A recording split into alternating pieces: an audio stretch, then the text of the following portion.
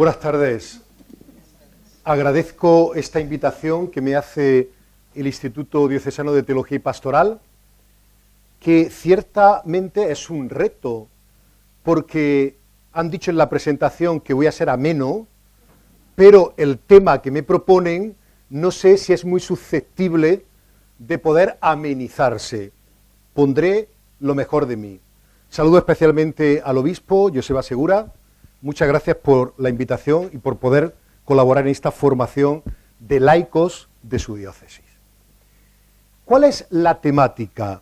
Profundizar en la doble naturaleza humana y divina de Jesucristo.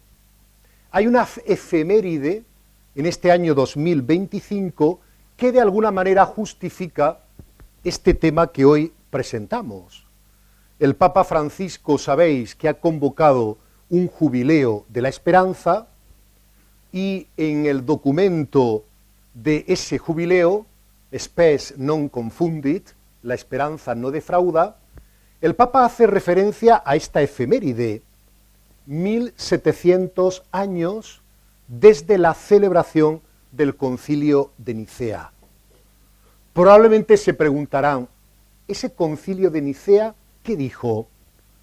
Pues bien, cuando en el credo, en la misa dominical, decimos Dios de Dios, luz de luz, Dios verdadero de Dios verdadero, engendrado, no creado, de la misma naturaleza que el Padre, estamos recitando una de las afirmaciones que en este concilio celebrado en Nicea, en el año 325, se propusieron como expresión legítima de nuestra fe.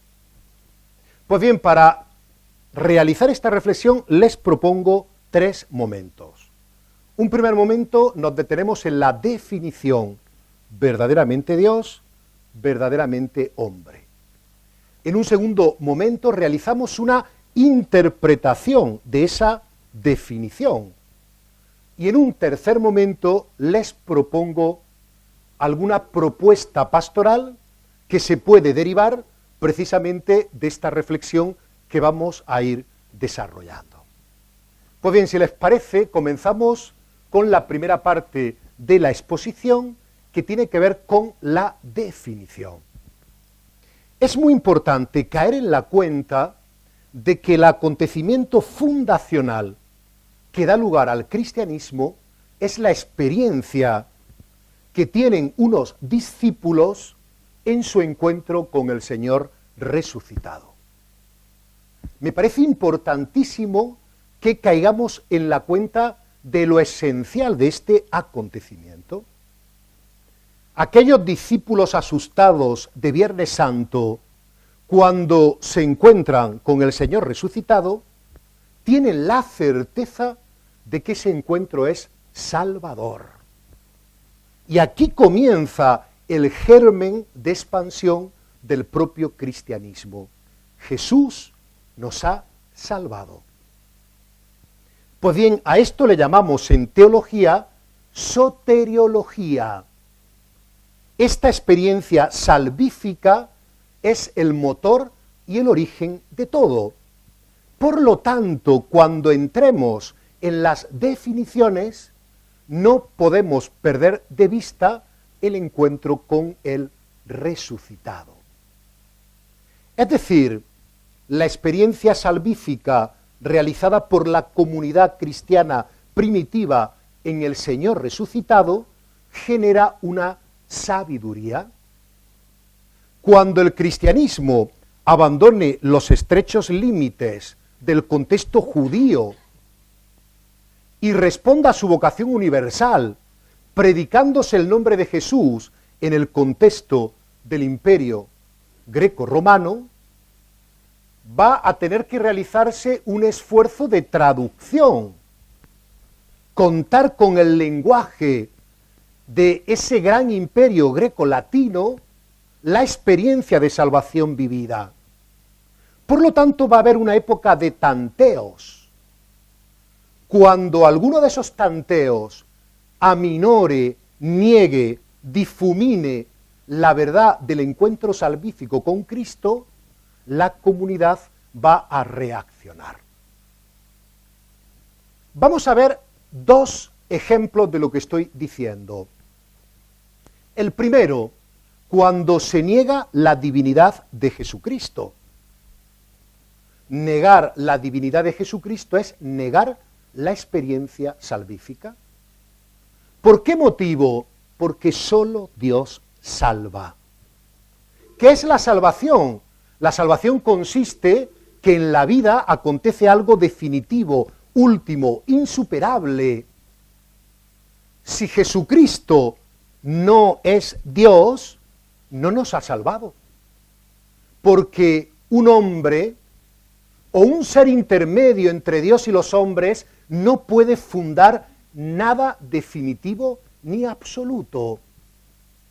¿Os dais cuenta, por tanto, cómo ante la negación de la divinidad de Jesucristo se interpone con fuerza la experiencia de salvación? Si nosotros en Cristo hemos experimentado que nuestra vida es salva, Jesucristo tiene que ser Dios porque solo Dios salva. En segundo lugar, hay también un momento de negación de la humanidad de Jesucristo. Y esta sabiduría salvífica también se interpone. ¿De qué manera? Fijaos, con un adagio tremendamente sapiencial que debemos a Gregorio Nacianceno y que tiene una gran actualidad. Lo que no ha sido asumido no puede ser salvado. Por lo tanto, si Jesús no tiene una humanidad como la nuestra, no puede habernos salvado. Porque únicamente se salva aquello que queda en contacto, aquello que está asumido por Dios. Por ejemplo, una herejía de los primeros siglos, el apolinarismo, decía que Jesucristo no tenía un alma humana. Esto niega la experiencia de salvación. Si no tiene un alma humana como la nuestra, resulta que una dimensión esencial de lo humano no ha quedado redimida. Porque lo que no se asume no puede redimirse. De esta manera, en el siglo IV tenemos una gran primera síntesis cristológica, donde el Concilio de Nicea define a Jesús de la misma naturaleza que el Padre, y el primer Concilio de Constantinopla nos dice que Jesucristo es de nuestra misma naturaleza, verdaderamente Dios, verdaderamente hombre.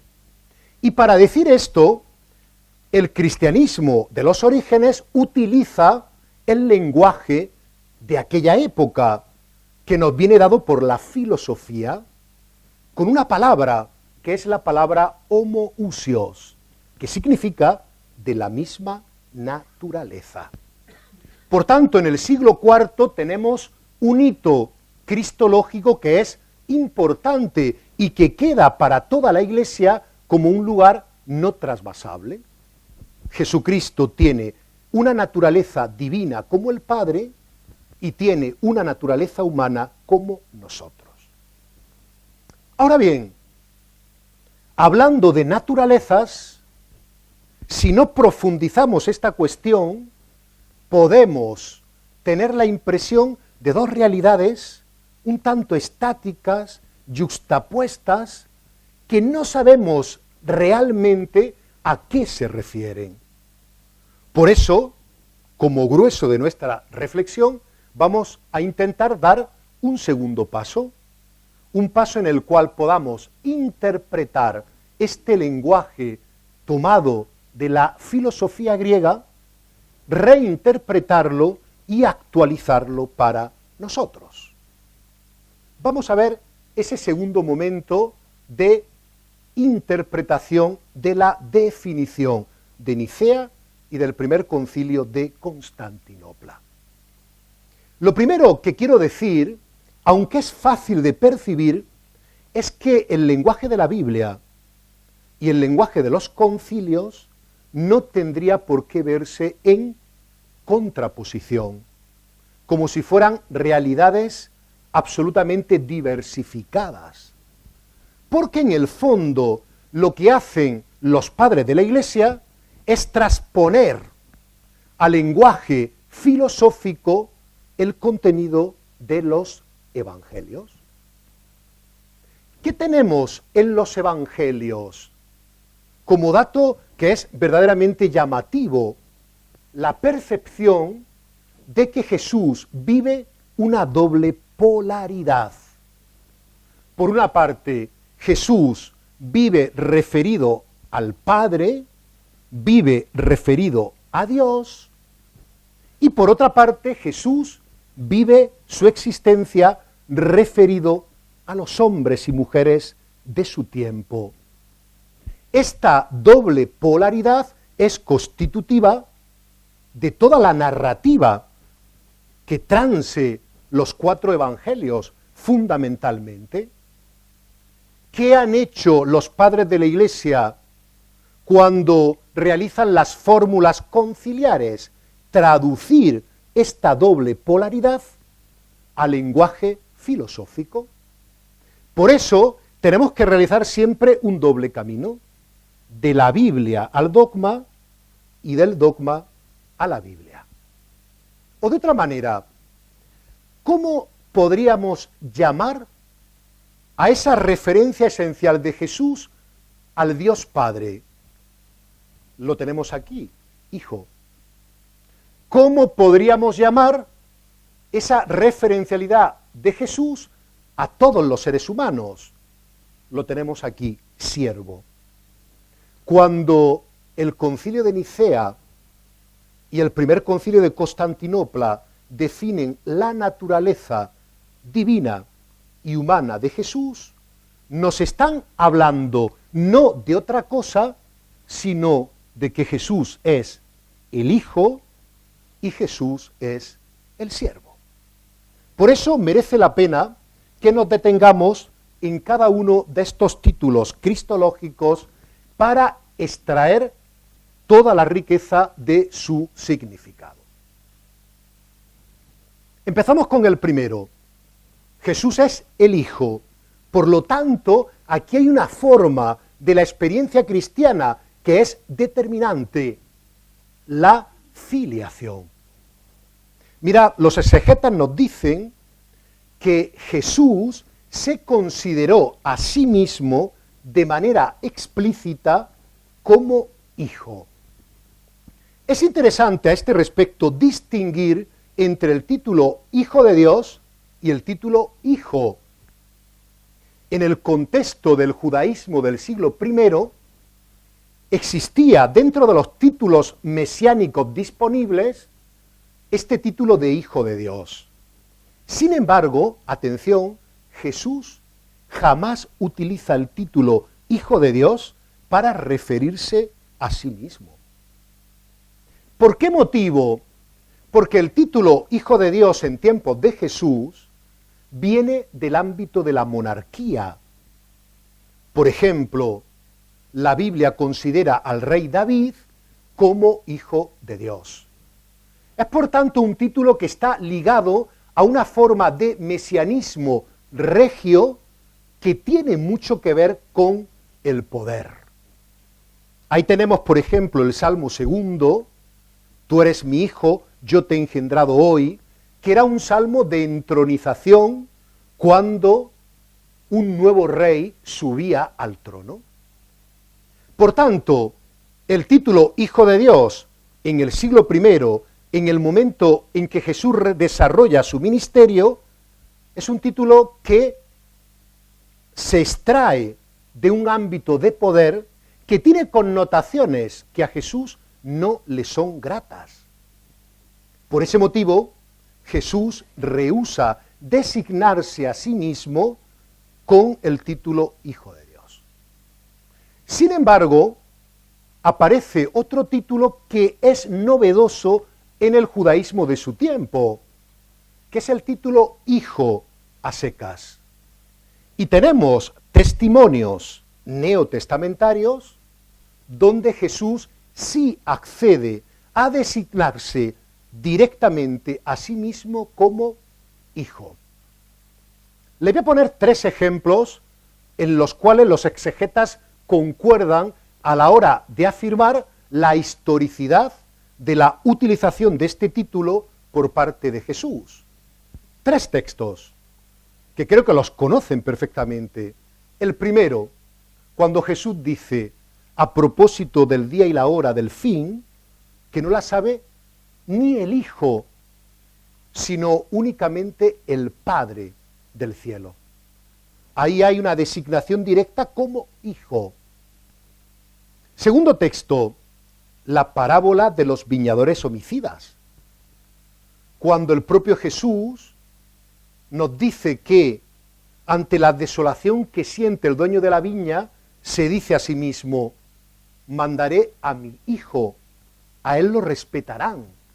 Jesús está narrando esta parábola y los que lo escuchan entienden perfectamente la autodesignación que él realiza como hijo. Es interesante porque Marcos nos habla de hijo único, Lucas nos habla de hijo amado. Y en tercer lugar, un texto muy rico, que es un texto que aparece en Mateo y en Lucas, ese momento donde Jesús, lleno de la alegría del Espíritu Santo, mirando al cielo, dice, nadie conoce al Hijo sino el Padre, nadie conoce al Padre sino el Hijo, y aquel a quien el Hijo se lo quiera revelar. ¿Os dais cuenta, por tanto, que Jesús, designándose a sí mismo de manera directa como Hijo, está expresando una dinámica existencial que es propia de su persona? Estar completamente referido al Padre. Pero además tenemos un camino indirecto o implícito para también profundizar esta experiencia de filiación. Algo que es muy conocido. Ustedes saben que Jesús, cuando se dirigía al Dios de Israel, ese Dios trascendente, el Señor de los ejércitos, siempre lo hacía con el apelativo Padre. Incluso conocemos la palabra en arameo que él pronunció con sus labios para dirigirse a Dios de esta manera. Es la palabra Abba. De hecho, hay algunos exegetas, Joaquín Jeremías, que consideran esta palabra como el corazón del Nuevo Testamento. Fijaos, aquí tenemos una cristología indirecta, porque si Jesús se dirige a Dios llamándolo Abba, llamándolo Padre, indirectamente nos está diciendo cómo se siente él en relación a ese Dios. Él se experimenta, se vive a sí mismo como hijo.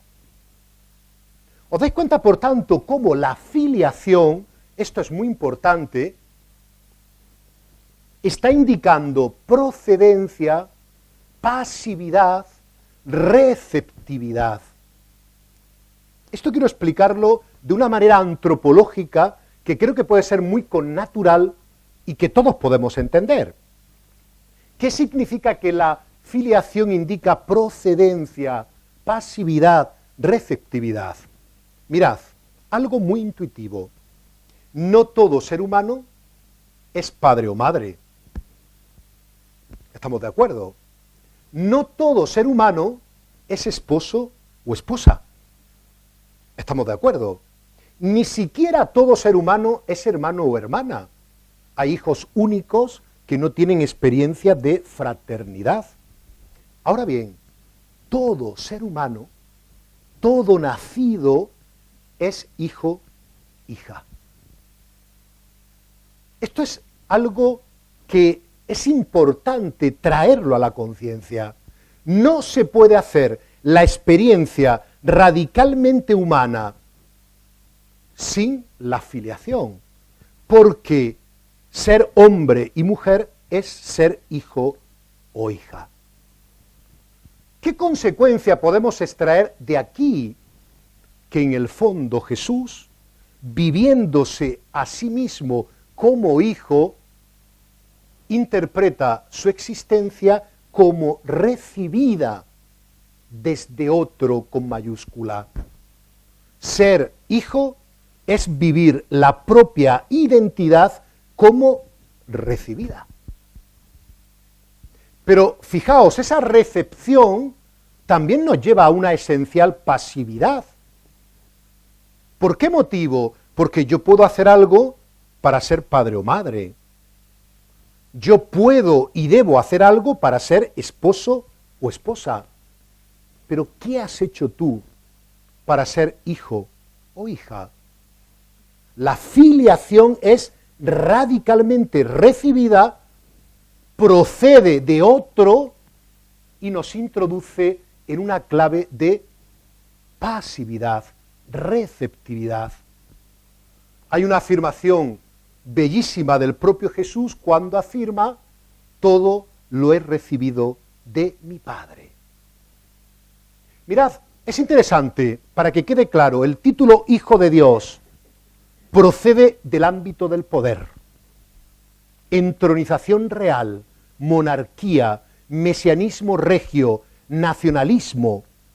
Sin embargo, la atmósfera propia del título Hijo es, por un lado, las parábolas y, por otro lado, la oración de Jesús. Hablando de filiación, esto me parece esencial, estamos poniendo en pie una de las polaridades existenciales de Jesús. Jesús, como hijo, vive absolutamente referido al Padre. Ahora bien, es necesario hablar de la segunda polaridad esencial en el ministerio público de Jesús, que está en correlación con lo que acabamos de decir. Si la condición de hijo es radicalmente recibida, yo no puedo vivir la existencia como un botín. Yo no puedo vivir mi existencia en la retención. Si el constitutivo esencial de mi propia existencia me ha sido regalado y dado, yo no lo puedo retener como conquista. Y por tanto se impone la lógica consecuente de la entrega, o si prefieren, del servicio.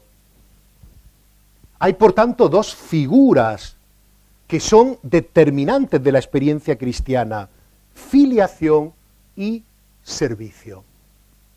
Pues bien, de la misma manera que Jesús se autoproclama como hijo, también Jesús se autoproclamó como siervo.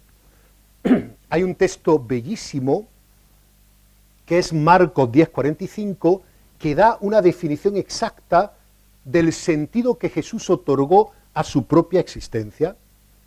El Hijo del Hombre no ha venido a ser servido, sino a servir y a dar la vida en rescate por muchos.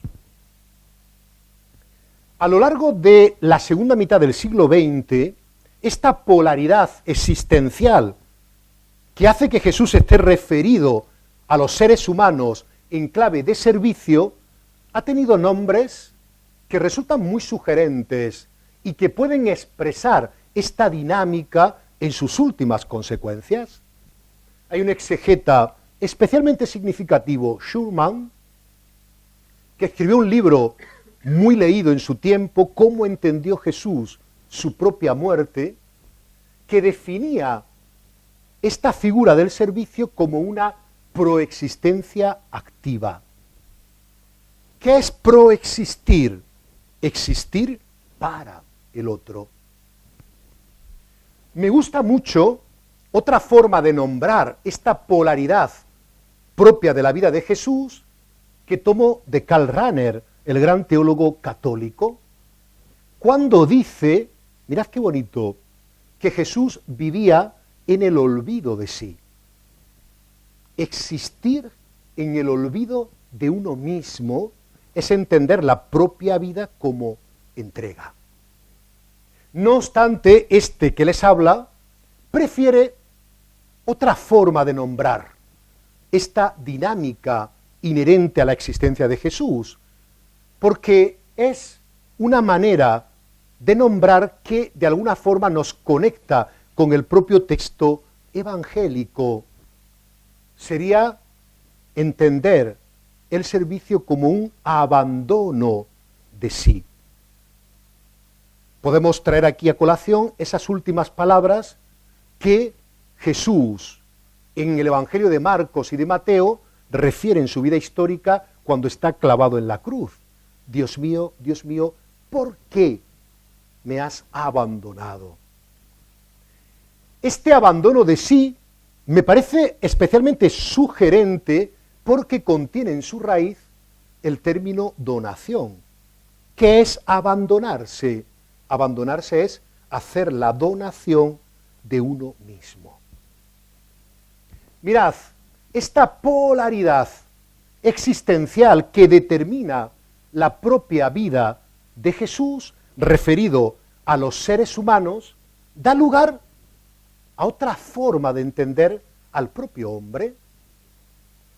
La modernidad, los últimos 3 siglos, ha generado una antropología, una concepción del ser humano como actor, protagonista, hacedor. Es lo que se llama el sujeto constituyente. La realidad la construyo yo.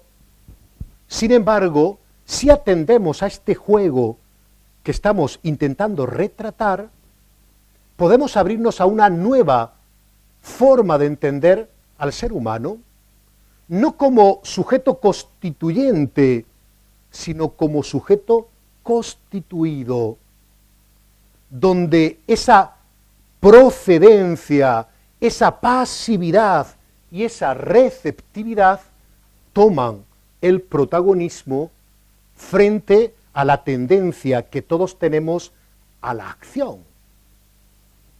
¿Cómo podríamos sintetizar esto que digo? Porque Jesús lo recibe todo del Padre, filiación, puede vivir en el abandono de sí, servicio. Aquí tienen ustedes un icono imborrable dentro del imaginario cristiano, que es precisamente el lavatorio de pies. Ya saben ustedes que era un oficio de siervos.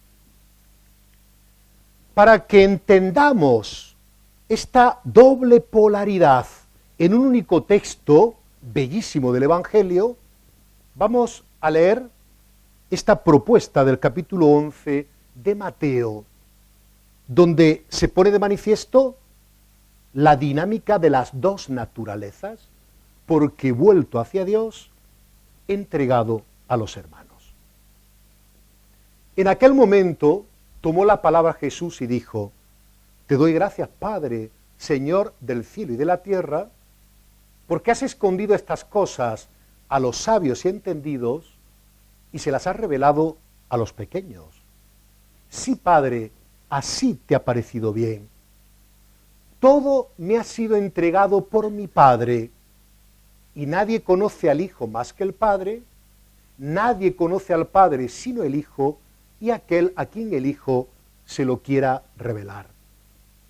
Venid a mí todos los que estáis cansados y agobiados, y yo os aliviaré. Tomad mi yugo sobre vosotros y aprended de mí, que soy manso y humilde de corazón, y encontraréis descanso para vuestras vidas, porque mi yugo es llevadero y mi carga es ligera.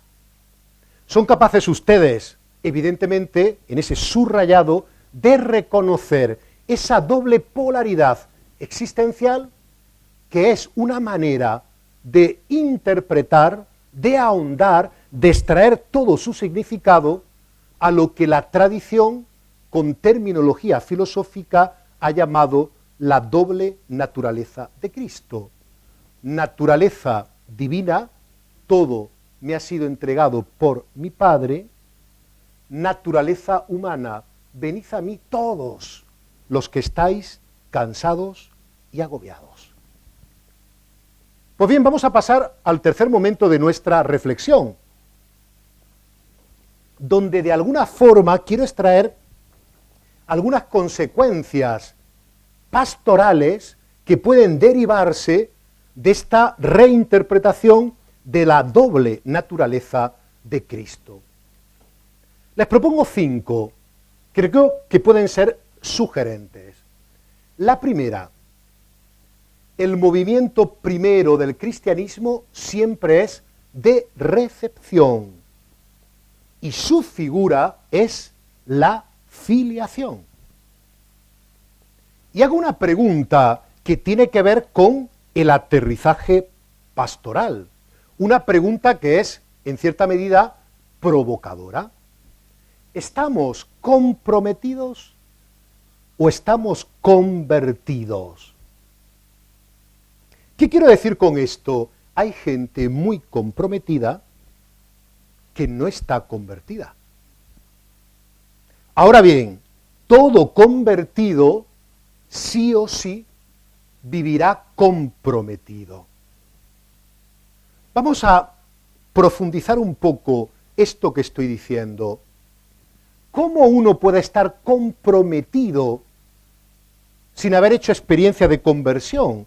Porque se predica a sí mismo. Muchas veces nuestros compromisos no brotan de un movimiento de recepción, sino que brotan de una ibris, de una pasión humana que quiere autoproponerse frente a los demás. Un ejemplo muy sencillo. La señora que ha quedado viuda y se mete en 14 voluntariados. Y por tanto va a Cáritas los martes, al ropero los miércoles, a dar de comer a los excluidos los jueves, y decimos, está muy comprometida. Pero la motivación última es que se le cae el techo de la casa porque no es capaz de sostener la propia soledad. Ahí hay un compromiso que no brota del don previo recibido y que necesita purificarse, necesita conversión. Os dais cuenta, por tanto, que aquí, en esta doble naturaleza de Cristo, no encontramos exactamente una simetría, porque la naturaleza divina, es decir, el movimiento de otorgación, funda nuestro compromiso, funda nuestra entrega. ¿Convertidos o comprometidos? Segundo encaje o aterrizaje en clave pastoral, me construye mucho más lo que recibo que aquello que yo hago. Es curioso que cuando alguien nos pregunta, ¿tú quién eres?, habitualmente definimos nuestra identidad a partir de lo que hacemos. Y por tanto sacamos nuestro currículum y expresamos nuestros logros, nuestras conquistas. Y sin embargo pasa de largo la genial intuición de que todo es recibido, no conquistado. Esto lo expresa muy bien el apóstol Pablo cuando le dice a la comunidad de Corinto, ¿tienes algo que no hayas recibido? Podríamos añadir, si no tienes nada que no hayas recibido, ¿por qué te engríes? Os pongo algunos ejemplos muy intuitivos. Por ejemplo, lo más axial que tenemos, la vida. El hecho de encontrarnos aquí respirando en este momento.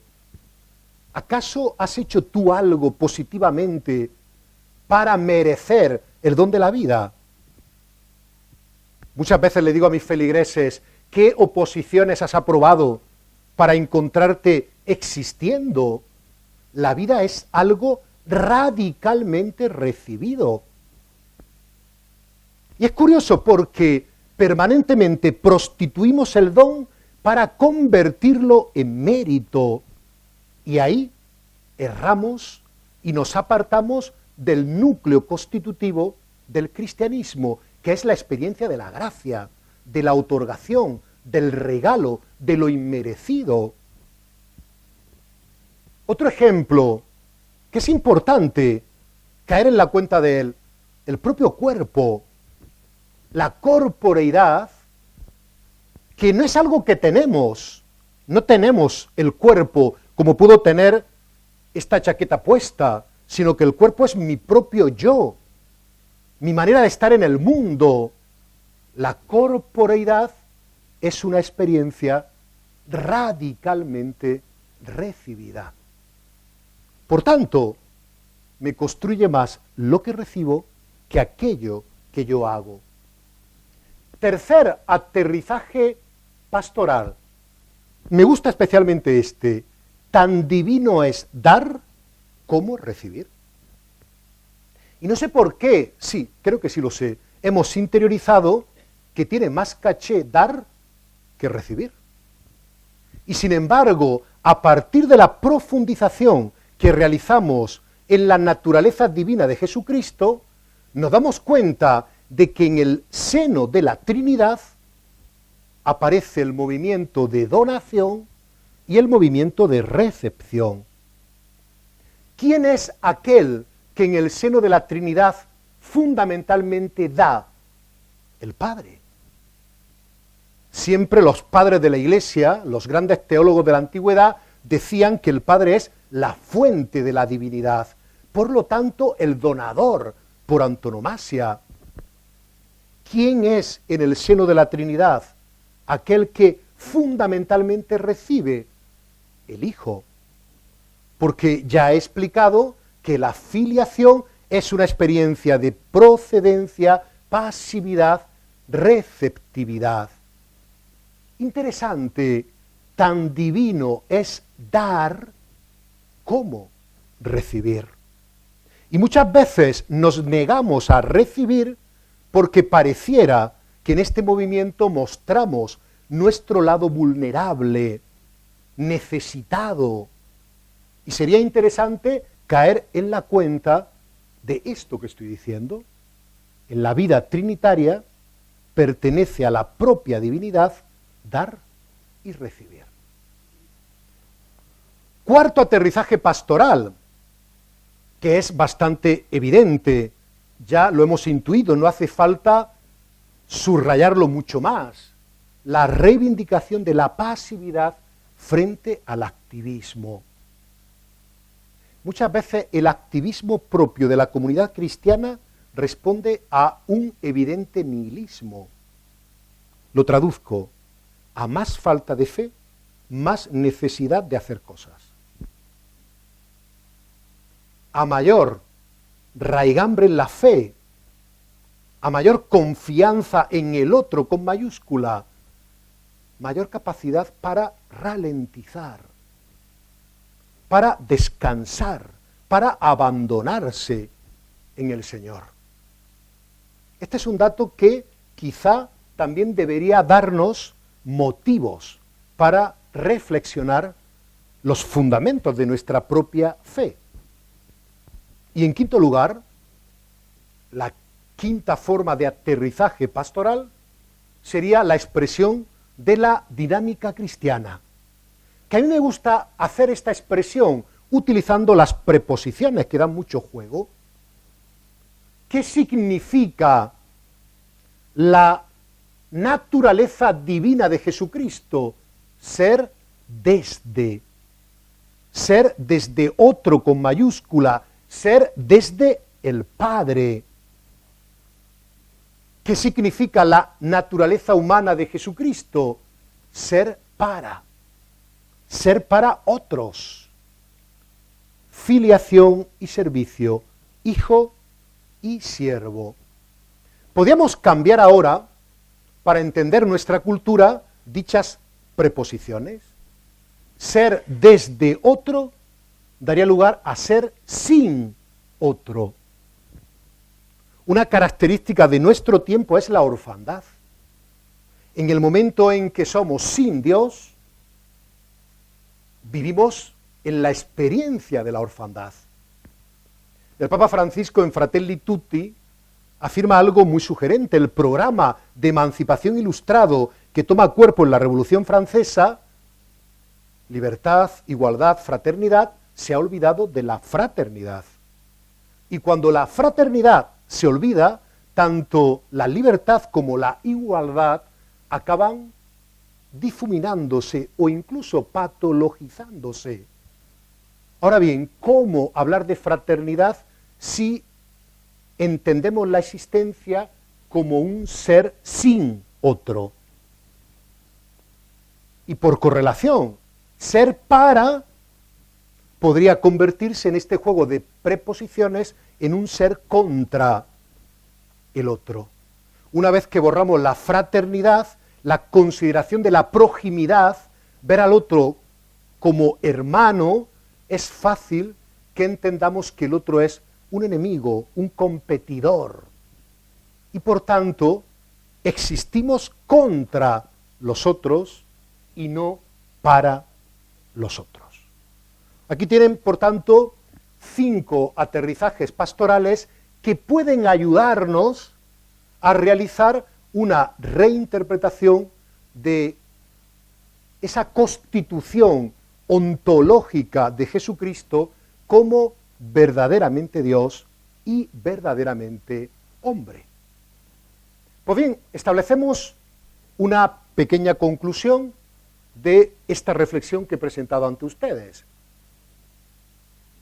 ¿Qué significa, esta era la pregunta, que Jesucristo es Dios y hombre verdaderos? Pues lo he sintetizado en una afirmación que creo que ya puede sernos sugerente a todos los que estamos aquí. Que Jesucristo es Dios y hombre verdadero significa que Jesús es aquel que, habiéndose recibido totalmente desde el Padre, vive en el puro abandono de sí. Ahí se expresa esa doble polaridad. Su rebosamiento desde el Padre, naturaleza divina, es desbordamiento para todos los seres humanos, naturaleza humana. Por tanto, tal como comentaba al principio, las naturalezas no son cajones estancos, sino que son realidades dinámicas que se encuentran en correlación, que se encuentran en una profunda relación. Y concluyo, el cristianismo piensa que Jesucristo es el hombre plenamente realizado. Es decir, cuando contemplamos a Jesucristo, contemplamos una humanidad que ha llegado a la cumbre de su propia autorrealización. Si utilizamos aquí la teoría evolucionista, Jesucristo sería el hombre más evolucionado de toda la historia de la humanidad. ¿Por qué vemos esta antropología cumplida en Jesucristo? Porque su naturaleza humana, esa que comparte con cada uno de nosotros, ha sido personalizada por el Hijo eterno del Padre. En Jesucristo, por tanto, descubrimos que a mayor cercanía con Dios, mayor humanización. Es curioso cómo la modernidad, por una especie de desfiguración del cristianismo de los orígenes, entendió todo lo contrario.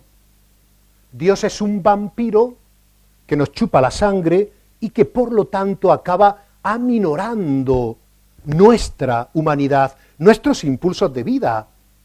Y el ateísmo moderno dice, matemos a Dios para que el hombre recupere su grandeza, la grandeza que Nietzsche llamaba del superhombre.